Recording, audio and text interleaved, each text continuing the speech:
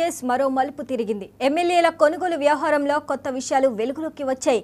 4 ఎమ్మెల్యేల ఫోన్లను ప్రణీత్ రావు ట్యాప్ చేసినట్లు పోలీసులు గుర్తించారు. బీజేపీ నేతలు బిఎల్ సంతోష్, తుషార్కు నోటీసులు ఇచ్చేందుకు బీఆర్ఎస్ నేతలకు చెందిన విమానంలో అప్పటి సిట్ అధికారులు ఢిల్లీ, కేరళ వెళ్లినట్లు విచారణలో తేలింది.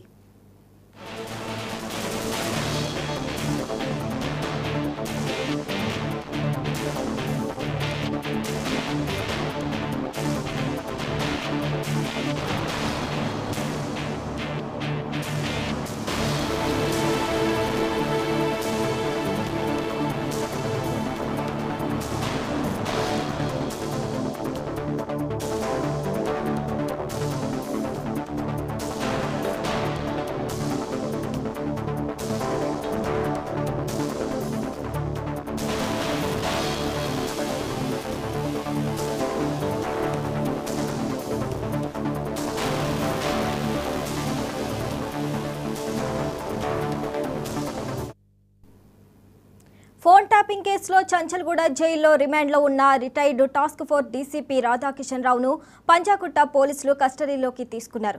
రాధాకిషన్ రావు నుంచి మరిన్ని వివరాలు రాబట్టేందుకు నాంపల్లి కోర్టు 7 రోజుల కస్టడీకి అనుమతించింది. ఈ మేరకు పంజాగుట్ట పోలీసులు జైలు నుంచి అదుపులోకి తీసుకుని వైద్య పరీక్షల నిమిత్తం ఉస్మానియా ఆసుపత్రికి తరలించారు.